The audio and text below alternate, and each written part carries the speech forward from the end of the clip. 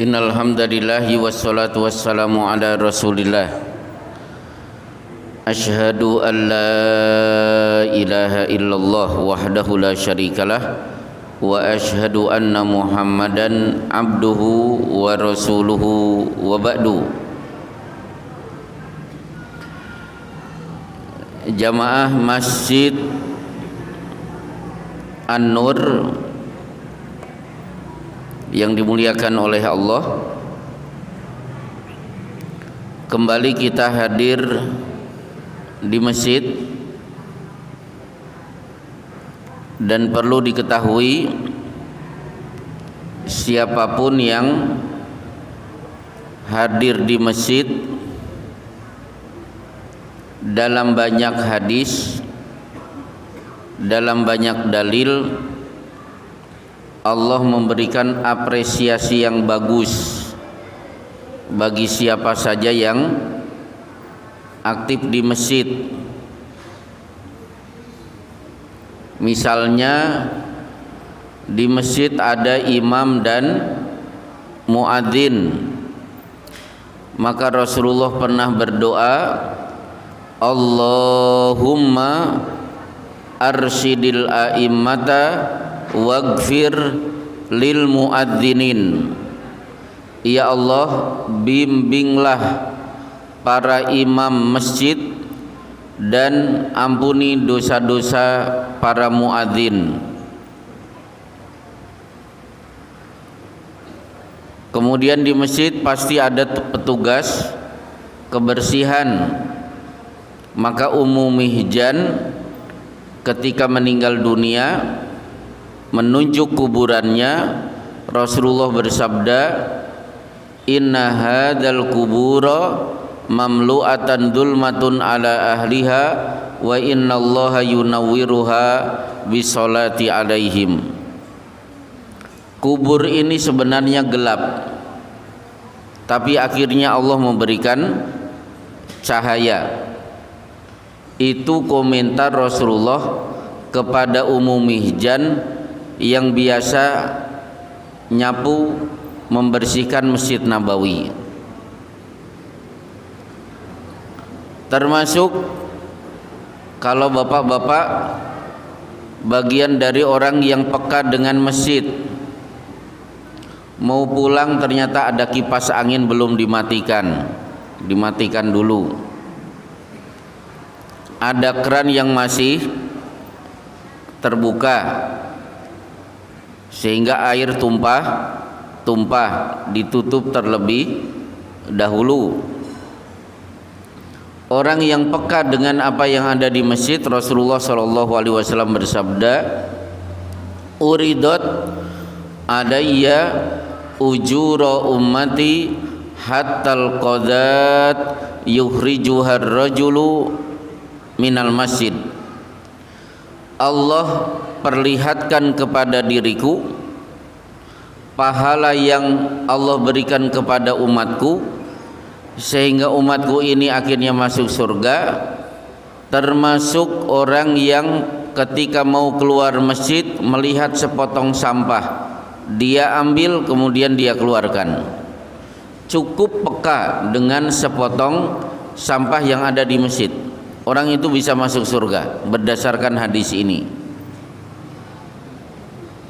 Bagaimana dengan jamaah Masjid An-Nur? Imam bukan, muadzin bukan, petugas kebersihan juga bukan. Datang ke masjid, urusan sholat selesai juga pulang.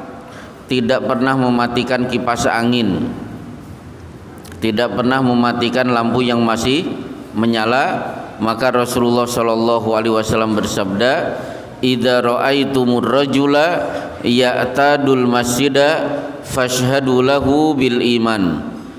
Kalau kalian melihat orang itu rajin datang ke masjid, berikan kesaksian bahwa dia adalah orang yang beriman. Di Masjid An-Nur berkali-kali kita punya jadwal rutin berkumpul bersama. Berarti kita sedang mengadakan acara rajulani tahabana fillahi istama'a alaihi wa tafarraqa fihi, berkumpul karena Allah, berpisah juga karena Allah. Kenapa kita berkumpul karena Allah? Karena di masjid ada majelis taklim, ada sholat berjamaah, ada acara berbuka bersama.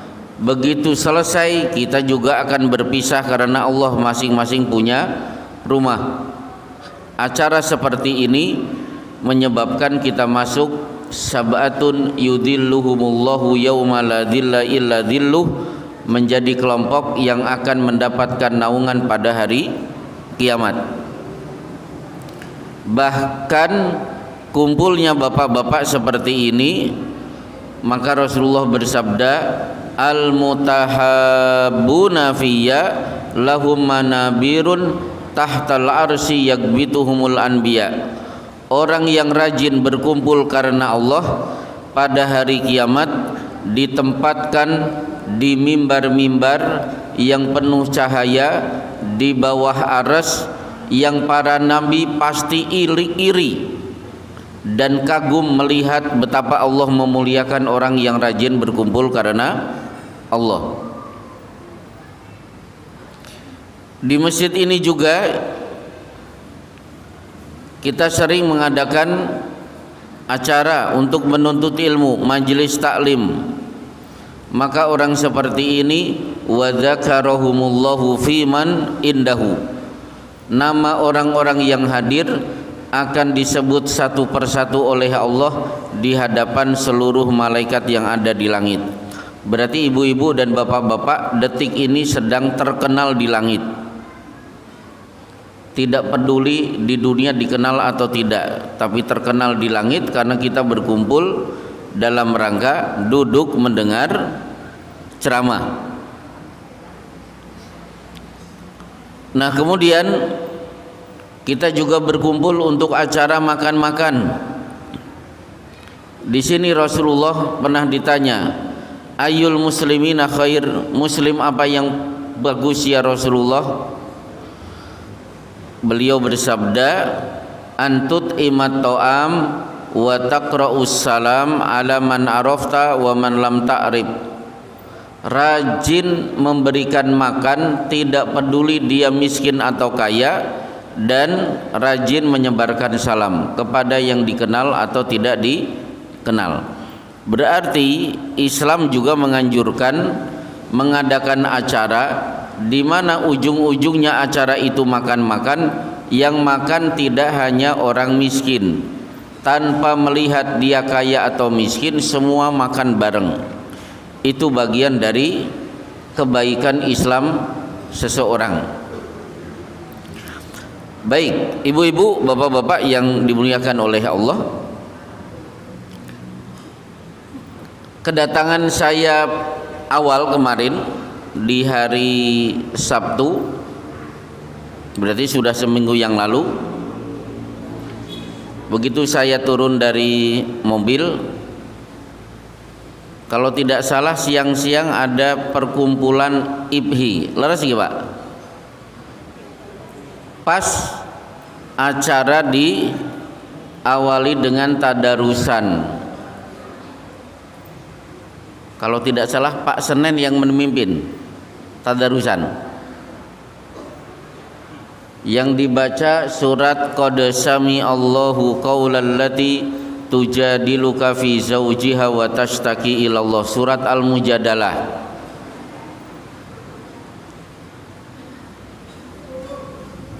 Ayat ini turun untuk membela seorang wanita bernama Khawlah binti Hakam.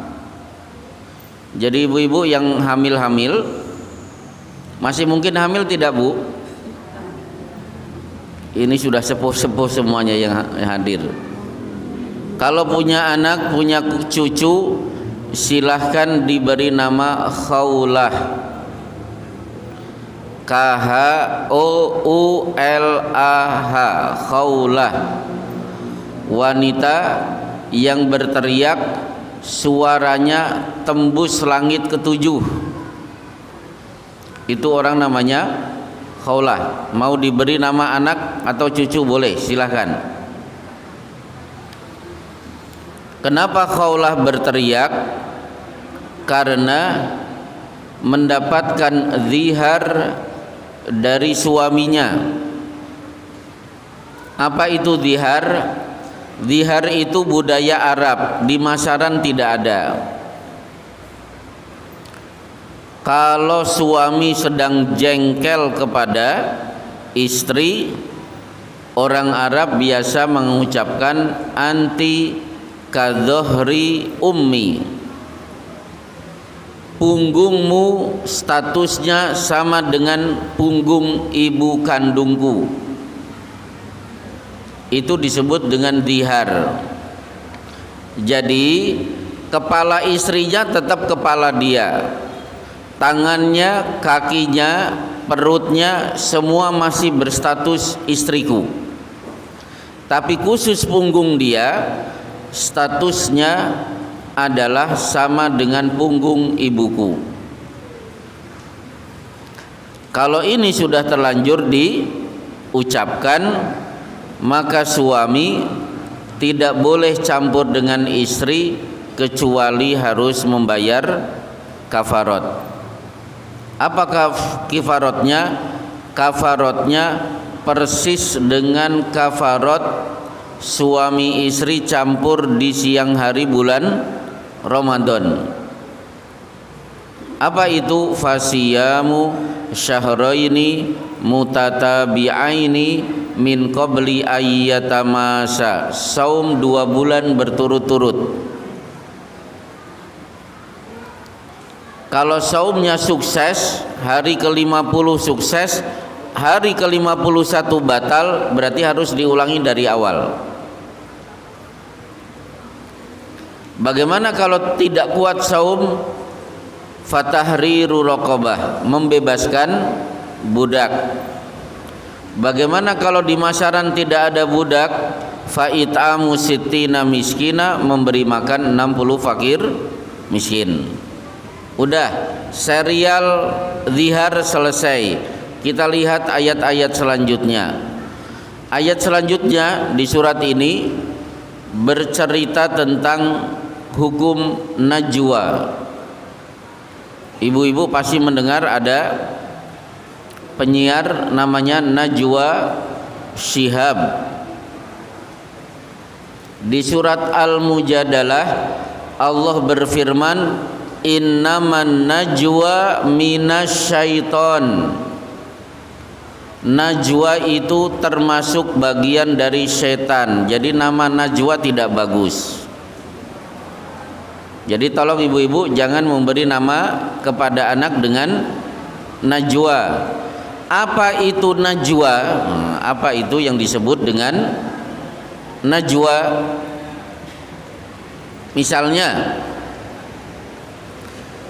3 orang kumpul bareng, A, B, C. A sukses di kantor, naik pangkat. B juga sukses, malah jadi direktur. C korban PHK. 3 orang kumpul, A dan B cerita tentang kenaikan-kenaikan gaji. Kira-kira C rasanya bagaimana? Pasti sedih. Itu namanya najwa. 3 orang berkumpul, A dan B ngobrol nyambung tanpa melibatkan si C. Contoh lagi, 3 orang kumpul, A lulusan pesantren, B lulusan pesantren, C lulusan pesantren kilat. Itu kan pesantren juga. A dan B ngomong bahasa Arab.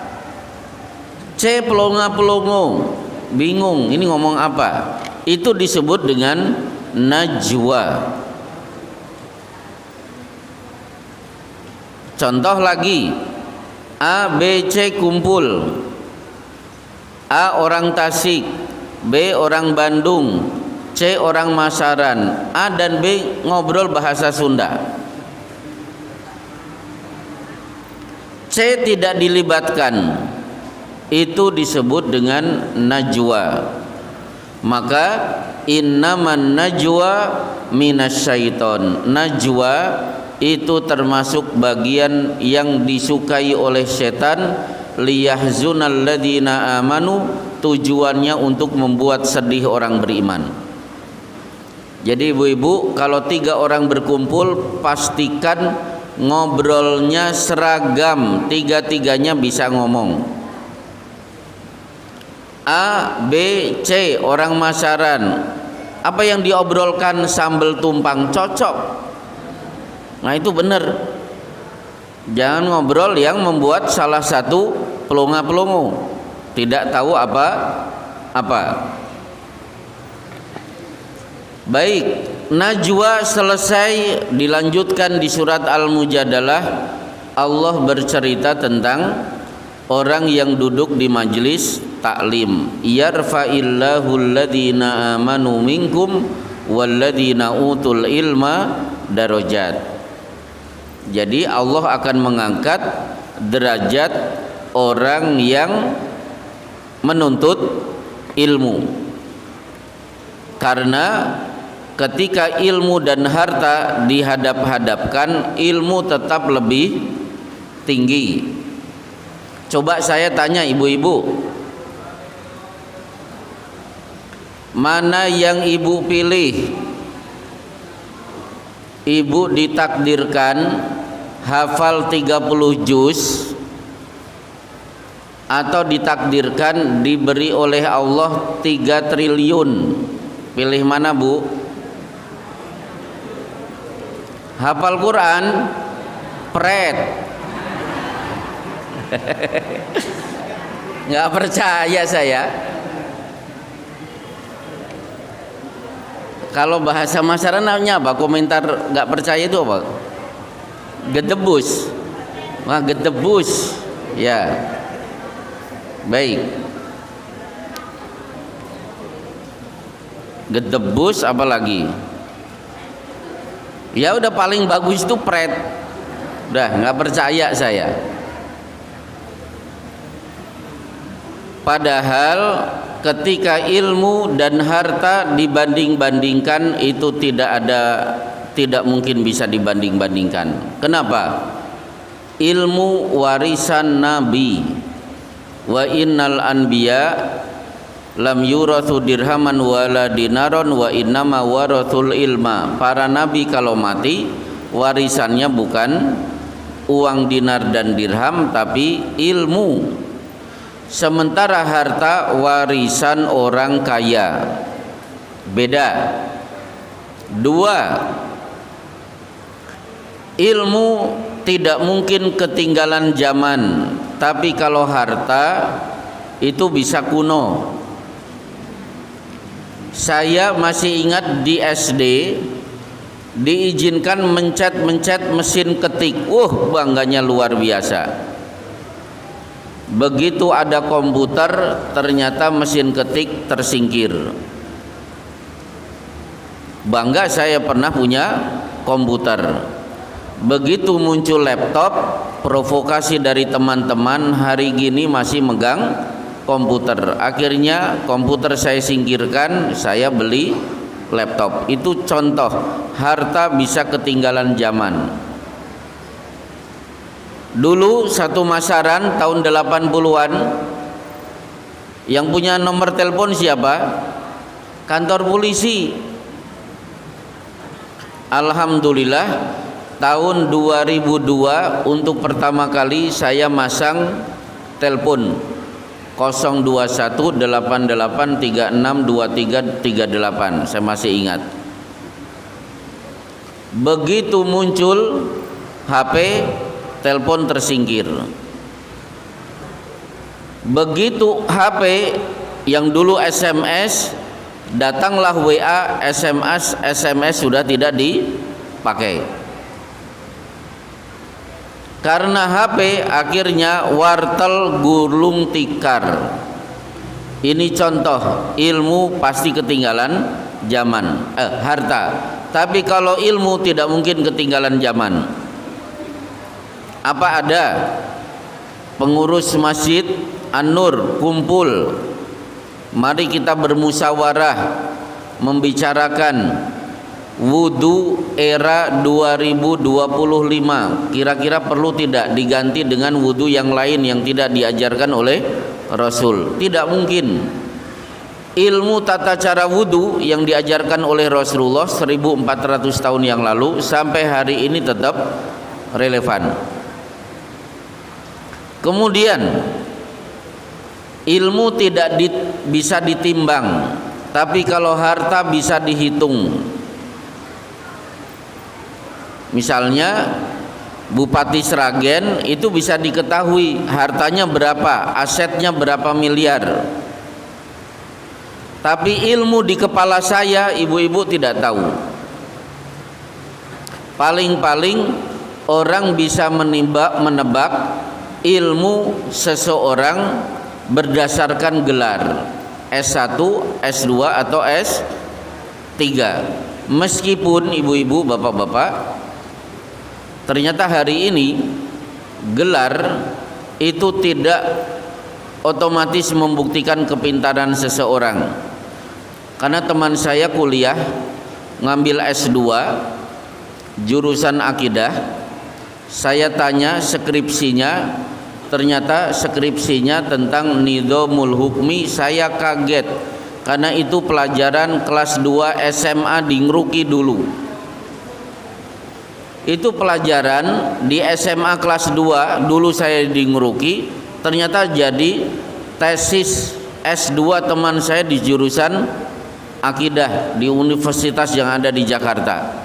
Saya melihat isinya, ya Allah, itu gaya santri semuanya. Berarti apa? Banyak orang yang bergelar ternyata tidak sesuai dengan ilmu yang dia bawa. Baik, kemudian ilmu kalau diberikan bertambah, tapi kalau harta dikeluarkan pasti akan berkurang. Saya ceramah, ngisi pengajian, materinya tata cara membagi hukum waris, surat An-Nisa dari ayat 9 sampai ayat 12. Ilmu saya berkurang tidak setelah saya berikan? Oh tidak. Tapi duit 20.000 masuk warung bakso 10.000, es teh 3.000, uang tinggal 7.000. Kemudian apalagi yang lain? Ilmu mengangkat derajat, sementara harta bisa menurunkan derajat pemiliknya. Saya mencari-cari contoh sulit hingga akhirnya saya melihat tetangga saya motornya bagus, sebelum berangkat dicuci, dielap, disemprot kit. Motornya sudah meling-meling. Ternyata yang punya motor belum mandi. Mana yang lebih mulia, motornya atau pemiliknya? Ternyata motor lebih mulia daripada pemilik. Ini contoh harta bisa menurunkan derajat pemiliknya. Kemudian termasuk keistimewaan ilmu yang mengalahkan harta, ilmu menjaga pemiliknya. Tapi kalau harta, bapak yang mati-matian menjaga harta itu. Ibu kalau biasa duduk di majelis taklim, kenal halal dan haram, perintah dan larangan, begitu keluar mau melakukan apapun, ini diperintah atau tidak, ini haram atau halal, ini mendatangkan dosa atau mendatangkan pahala. Tapi kalau harta, justru ibu-ibu yang sibuk menjaga harta itu. Baik, akhirnya surat Al-Mujadalah berpindah ke ayat terakhir. La tajidu qauman yu'minuna billahi wal yawmil akhir yuwaduna man hadallaha wa rasulahu walau kanu aba'ahum aw abna'ahum aw ikhwanahum. Ayat ini bercerita tentang perang Badar.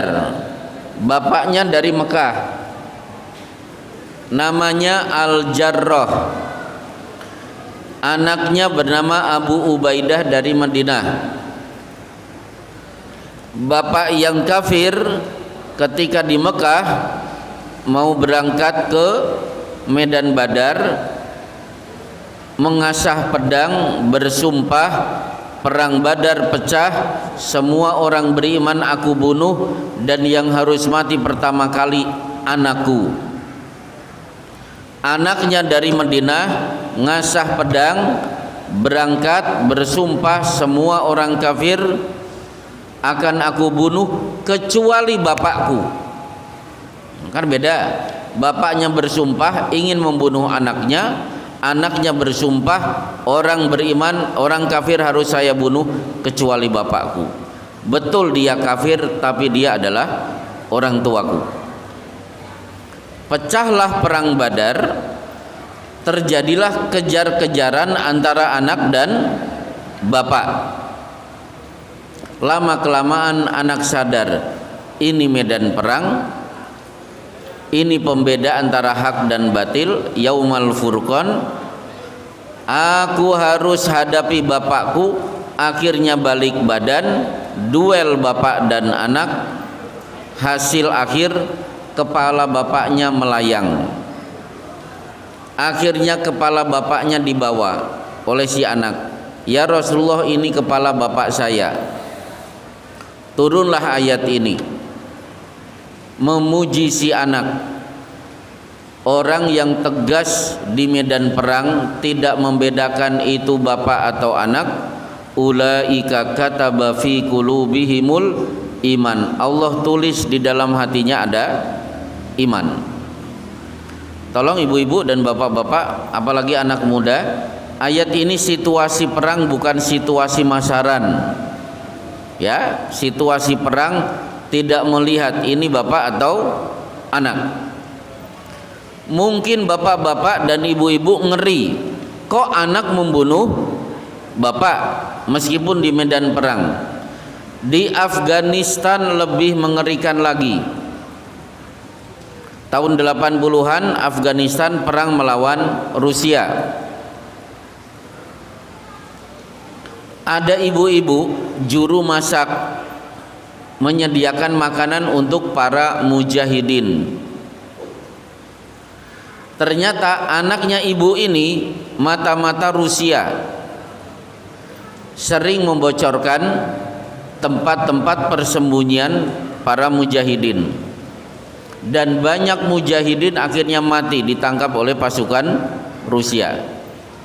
Akhirnya mujahidin berhasil menangkap si anak ini. Begitu dilihat, loh ibunya kan sering masak untuk kita. Akhirnya si anak diserahkan kepada ibunya. Tahu anaknya adalah mata-mata, maka ibu meminta kepada para mujahidin, ikat anakku. Betul diikat. Akhirnya ibu mengambil pisau, anakku engkau darah dagingku, aku sayang kepadamu, tapi ini situasi perang, kamu telah menjadi mata-mata musuh. Akhirnya anaknya mati di tangan ibunya. Tapi sekali lagi, ini hanya berlaku di medan perang. Demikianlah cukup insya Allah intisari surat Al-Mujadalah yang dibaca bapak-bapak alumni haji di IPHI pada hari Sabtu sepekan yang lalu. Saya mendengar yang dibaca Arabnya, kemudian dibaca terjemahannya. Wallahu a'lam bisawab. Sudah lapar Bu? Nasi sudah ready belum? Sudah siap? Nasinya sudah siap belum Bu? Siap. Muadzin siap adzan sekarang? Nah.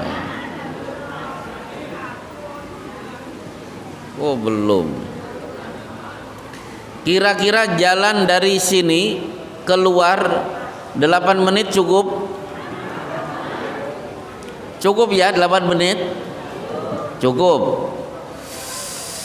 Sengaja saya sudahi supaya ibu-ibu punya waktu untuk berdoa, karena doa menjelang berbuka itu mustajab, apalagi sekarang sedang hujan turun.